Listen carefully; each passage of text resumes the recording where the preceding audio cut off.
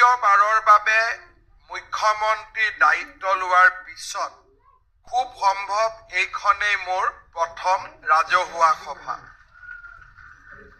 গুৱাহাটী গড়ভঙা পথৰ cycle factory সংযোগস্থলৰ পৰা লাল গণেশ বজাৰলৈ নিৰ্মাণ কৰা বিশিষ্ট শিক্ষাবিদ দূৰদৰ্শী ৰাজনীতিবিদ ডক্টৰ শ্যামা প্ৰসাদ মুখাৰ্জীৰ নামেৰে নামাকৰণ কৰা এই উৰণ সেতুখন উদ্বোধন কৰিবলৈ পাই আমি সঁচাকৈয়ে গৌৰৱ অনুভৱ কৰিছোঁ। এই শুভ মুহূৰ্তত মই উপস্থিত সকলোকে অভিনন্দন জনাইছোঁ। আমাৰ চৰকাৰৰ দ্বিতীয়টো কাৰ্যকালত মুকলি কৰা এইখনেই ৰাজ্যৰ প্ৰথমখন উৰণ সেতু। অসমৰ বিকাশক অনিৰুদ্ধ গতিৰে আগুৱাই নিয়াৰ দিশত আমাৰ চৰকাৰৰ যি স্বপ্ন তাক বাস্তৱায়িতকৰণত আজিৰ দিনটো সদায়ে এক মাইলৰ খুঁটা হিচাপে চিহ্নিত হৈ ৰ'ব। গুৱাহাটী মহানগৰীৰ যান বাহন ব্যৱস্থাক অধিক গতিশীল, সুশৃংখল আৰু আধুনিক ৰূপ প্ৰদান কৰাৰ লক্ষ্যৰে আমি এই উৰণ সেতুখন নিৰ্মাণৰ কল্পনা কৰিছিলোঁ।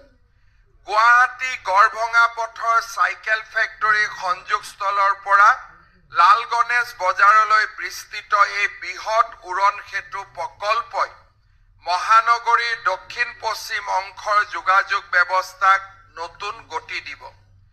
প্ৰায় 2.8 কিলোমিটাৰ দৈৰ্ঘ্য আৰু 12 কিলোমিটাৰ প্ৰস্থ বিশিষ্ট এই 3 লেনৰ উৰণ সেতুখন 376 কোটি টকাৰে নিৰ্মাণ কৰা হৈছে।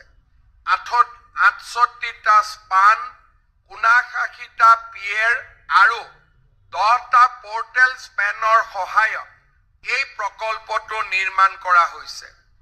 এই উৰণ সেতুখন নিৰ্মাণৰ লগে লগে আৰ্য নগৰৰ পৰা 27 নম্বৰ ৰাষ্ট্ৰীয় ঘাইপথৰ লখৰা অংশলৈকে এক নিৰবিচ্ছিন্ন আৰু দ্ৰুত যান বাহন চলাচল নিশ্চিত হ'ব।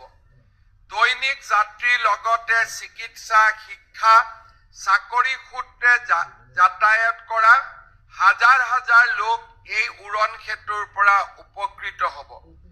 B Barua cancer hospital, Pragjyotish medical college আৰু নেশ্যনেল হাইৱেত ইতিমধ্যে নিৰ্মাণ হোৱা এপ'লো পিয়াৰলেছ আদি হস্পিটেললৈ ৰোগীসকলে নিজৰ যাতায়াত কৰাত সুবিধা পাব।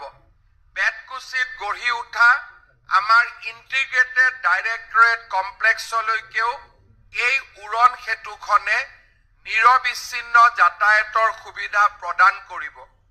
আমাৰ বৰ্ষাপাৰাৰ ক্ৰিকেট ষ্টেডিয়ামলৈও এই যাত্ৰাপথখনে যাতায়াতৰ পথ সুচল কৰিব।